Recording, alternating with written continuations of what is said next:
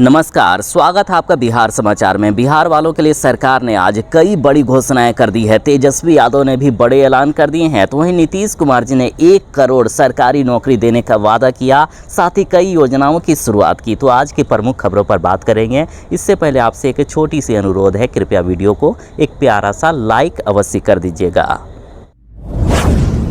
मुख्यमंत्री नीतीश कुमार जी ने अब तक का सबसे बड़ा ऐलान कर दिया है। बिहार में 1 करोड़ युवाओं को मिलेगी सरकारी नौकरी और रोजगार। मुख्यमंत्री नीतीश कुमार जी ने कर दिया है बड़ा ऐलान। देखिए, प्रभात खबर के द्वारा बड़ी खबर दी गई है कि बिहार के युवाओं को सबसे बड़ी सौगात मिलने वाली है। बिहार के युवाओं के लिए मुख्यमंत्री नीतीश कुमार जी ने रोजगार और नौकरी का पिटारा खोल दिया। मुख्यमंत्री नीतीश कुमार जी ने खुद अपने सोशल मीडिया अकाउंट एक्स के जरिए पोस्ट शेयर करते हुए ये जानकारी दी है। इतना ही नहीं, इसे लेकर उच्च स्तरीय समिति का गठन किए जाने की भी बात कही गई है। इस दौरान मुख्यमंत्री नीतीश कुमार जी ने खुशी भी जाहिर की। देखिए, मुख्यमंत्री नीतीश कुमार जी ने खुद ट्वीट करते हुए कहा है कि मुझे ये बताते हुए खुशी हो रही है कि राज्य में अब तक 10 लाख युवाओं को सरकारी नौकरी और लगभग 39 लाख लोगों को रोजगार दिया जा चुका है और 50 लाख से भी अधिक युवाओं को सरकारी नौकरी और रोजगार देने के लक्ष्य को निश्चित रूप से प्राप्त कर लिया जाएगा।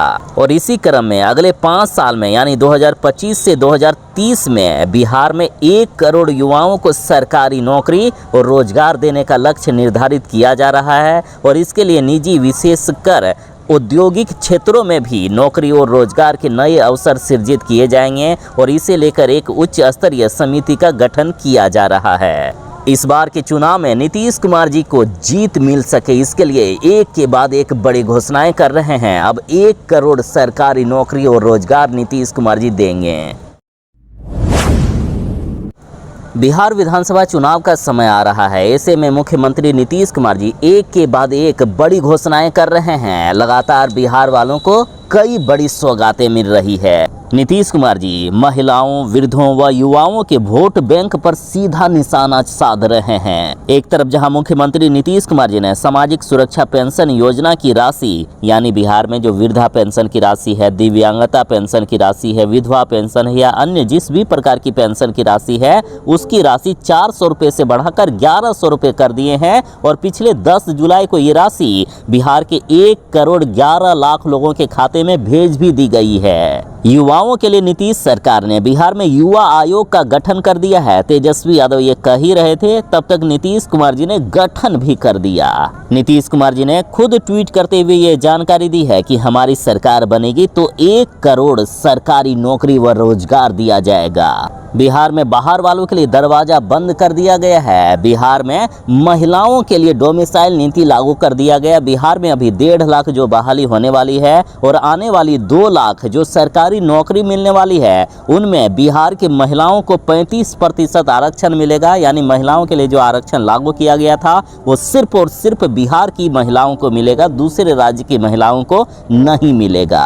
और सुनिए, वैसे स्नातक या इंटर पास छात्राएं जिनको अब तक पैसे नहीं मिले हैं, उनके खाते में पैसे इसी महीने आने वाले हैं। इंटर पास महिलाओं के खाते में 25-25 हजार रुपये और स्नातक पास महिलाओं के खाते में 50-50 हजार रुपया की राशि सिर्फ अब उनके आधार वेरिफिकेशन के बाद उनके खाते में भेज दी जाएगी। बिहार में वोटर लिस्ट की जांच हो रही है, सभी का वेरिफिकेशन हो रहा है। लेकिन ये सिर्फ बिहार में ही नहीं रुकेगा, अब पूरे देश के मतदाताओं का वोटर लिस्ट की होगी जांच। चुनाव आयोग ने इसकी पूरी तैयारी कर ली है। सुप्रीम कोर्ट में 28 जुलाई की सुनवाई के बाद ये बड़ा फैसला ले लिया जाएगा। देखिए, चुनाव आयोग बिहार के बाद अब पूरे देश में स्पेशल इंटरशिप रिवीजन यानी SIR कराने जा रहा है। इसके तहत वोटर लिस्ट की गहनता से जांच की जाती है और अपडेट किया जाता है। अगस्त से इसकी शुरुआत होने वाली है। वैसे बिहार में वोटर लिस्ट के वेरिफिकेशन का काम 25 जुलाई तक पूरा करने का लक्ष्य रखा गया है और अब पूरे देश में वोटरों का वेरिफिकेशन हो रहा है। जिस तरह से बिहार में गरीबों के नाम वोटर लिस्ट से काट दिए गए और अब ये काम पूरे देश में होगा। देश के गरीबों के नाम वोटर लिस्ट से काटे जाएंगे।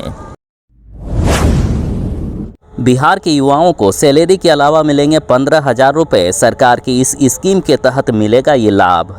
देखिए, भारत सरकार 1 अगस्त 2025 से एम्प्लॉयमेंट लिंक्ड इंसेंटिव यानी ELI स्कीम शुरू करने जा रही है। ये स्कीम बिहार सहित पूरे देश के पहले नौकरी करने वाले युवाओं के लिए वरदान साबित होगा। इस स्कीम के तहत पहली बार नौकरी शुरू करने वाले कर्मचारियों को सैलरी के अतिरिक्त 15,000 रुपया की प्रोत्साहन राशि दी जाएगी। ये राशि 2 किस्तों में मिलेगी। पहली किस्त 6 महीने की नौकरी के बाद और दूसरी किस्त 12 महीने के बाद, बशर्ते कर्मचारी एक अनिवार्य वित्तीय साक्षरता कोर्स पूरा कर ले। इस स्कीम का लाभ 1 अगस्त 2025 से 31 जुलाई 2027 के बीच नौकरी शुरू करने वाले कर्मचारियों को मिलेगा। बिहार चुनाव से पहले बिहार के सरकारी स्कूल में रसोइयों का मानदेय होने वाला है दोगुना। नीतीश सरकार के फैसले से लाखों कर्मियों को मिलेगी राहत। देखिए, बिहार के सरकारी स्कूलों में कार्यरत 2,38,000 रसोइयों और सहायकों को अभी मात्र 1,650 रुपए प्रति महीने मानदेय दिया जाता है, यानी प्रतिदिन के लगभग 55 रुपए उनको मिलते हैं। अभी महंगाई के जमाने में 1,650 रुपए प्रति महीने सोचने वाली बात है, लेकिन उनको अब बड़ी सौगात मिल गई है। नीतीश सरकार इसी महीने से उनका वेतन बढ़ाकर 3,000 रुपया से लेकर 8,000 रुपया तक करने का प्रस्ताव तैयार कर रही है। अब बिहार के रसोइयों या सहायकों का मानदेय 3,000 रुपया से 8,000 रुपया बढ़ सकता है। हालांकि 8,000 रुपया बढ़ने की उम्मीद हो रही है। 8,000 नहीं तो 3,000 से 8,000 के बीच किसी एक राशि पर फैसला लिया जा सकता है। तेजस्वी यादव ने बिहार के युवाओं से बड़ा वादा कर दिया है कि हमारी सरकार बनेगी तो बिहार में हम 100% डोमिसाइल नीति लागू करेंगे। एक तरफ जहां नीतीश सरकार ने बिहार के महिलाओं के लिए 35% डोमिसाइल नीति लागू कर दिए हैं, लेकिन तेजस्वी यादव ने कहा हमारी सरकार बनाइए 100% डोमिसाइल नीति लागू करेंगे, यानी एक भी सरकारी नौकरी बिहार के युवाओं को छोड़कर दूसरे राज्य वालों को नहीं मिलेगा। साथ ही नौकरी का फॉर्म भी फ्री में भरा जाएगा। 1 रुपया भी आवेदन शुल्क नहीं लिया जाएगा। आने जाने का किराया भी सरकार देगी। तो बिहार की जनता, अब आपको डिसाइड करना है कि आपको 100% डोमिसाइल नीति वाली सरकार चाहिए या वही नीतीश सरकार जो बिहार के युवाओं को छोड़कर दूसरे राज्य वालों को लगातार सरकारी नौकरी में मौका दे रहे हैं। हालांकि पिछली बार तेजस्वी यादव ने भी यही किया था। बिहार में जो शिक्षक बहाली हो रही थी उसमें से डोमिसाइल नीति पहले से लागू थी, लेकिन जब नीतीश और तेजस्वी की सरकार बनी थी, तेजस्वी यादव उसमें डिप्टी सीएम थे, तो शिक्षक बहाली में डोमिसाइल नीति को हटाकर दूसरे राज्य वालों को मौका दिया गया और ये कहा गया था कि साइंस और गणित के टीचर हमें नहीं मिल रहे हैं, इसलिए हमने ऐसा किया।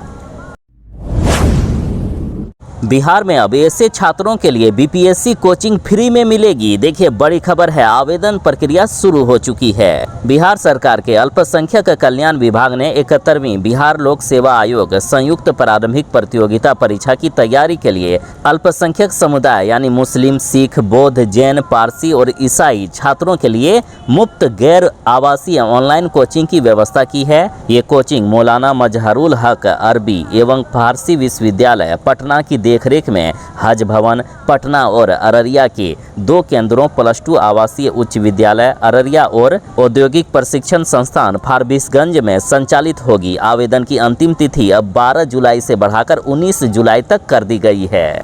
इच्छुक अभ्यर्थी ऑफलाइन आवेदन जिला अल्पसंख्यक कल्याण कार्यालय अररिया में 19 जुलाई तक जमा कर सकते हैं। आवेदन फॉर्म उक्त कार्यालय में उपलब्ध है।